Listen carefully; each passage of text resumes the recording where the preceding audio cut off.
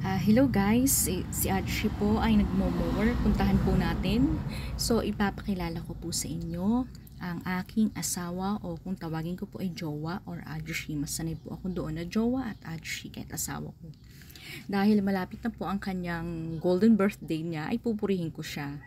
Yan po yung tao na madakdak, mainitin ng ulo, mainipin. Daig pa po niyan ang babae sa ingay. Bungangero po yan. Kung sa babae, bungangera. Pero eto na po, ang tunay na puri. Nilahit ko na po, no? Pero mabait naman po yan, lalo sa kanyang mga anak. Hindi nyo po alam, para siya ang nanay at the same time tatay. Nang maliliit pa po ang mga anak ko, si Nero at si Jello, siya po yung nagpapadede dyan. Siya ang nag-aalaga 24 hours. Siya din po ang naglalaba, siya nagpapakain. Siya halos lahat. Yung jowa ko na yan, lahat alam niya. Marunong siya mag-construction, marunong siya mag-welding. Siya ngayon gumawa ng grills namin dito sa tindahan. So, ang routine niyan dito sa amin sa umaga, daig pa niyan ang nanay. Gigising niya ng 4:30. May alarm talaga yun na 4:30 ng umaga. Maglalaba na yan. Kaya, pag nagpapabatanggas yan, niloloko doon ng mga tambay. Yung mga kabataan doon, yung kumpare niya, ano, nakalaba ka na ba? Yun po lagi yung tanong. Kasi, wag napunta po sila dito sa, yung mga taga Batangas, dito sa Infanta, ay gabundok po laging labahin niya.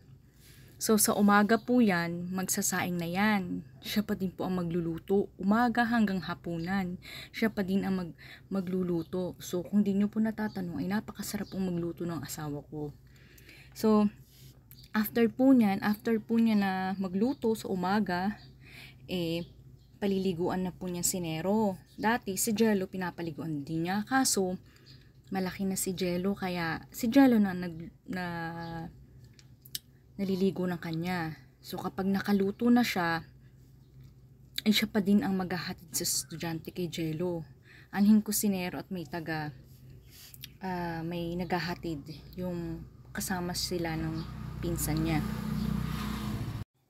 Pagkahatid niyan dun kay Jello, magpapatukapay ng manok, yung mga alaga niyang pambenta mga manok, yung mga panabong.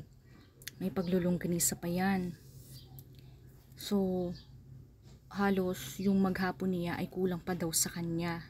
Maghahatid pa ng pagkain kay Jello, ganun din sa hapon, siya yung susundo. Pero, nito ay amin ang inusap si Jello na siya na ang umuwing mag-isa, kasabay naman niya ang kanyang kuya J-Ben. So, ang gawa ko lang po dito ay sa tindahan. So, pag may time din po na siya nagtitinda. So, magtitinda pa po yan sa gabi. Kapalitan ko po yan. So, ako po dito ay buhay prinsesa. Kahit madakdak yan, kahit minsan magtatatalak yan. Ay, ang dami na naman ligpitin sa lababo. Eto. So, pagkaluto na niyan, kakain na ako. Tatawagin niya ako, kakain na.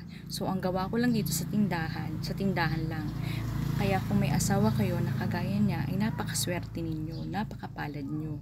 So, thankful ako dahil may asawa ako na kagaya ni Adshi. Ayan, Adshi, binuking na kita. Thank you for watching. God bless.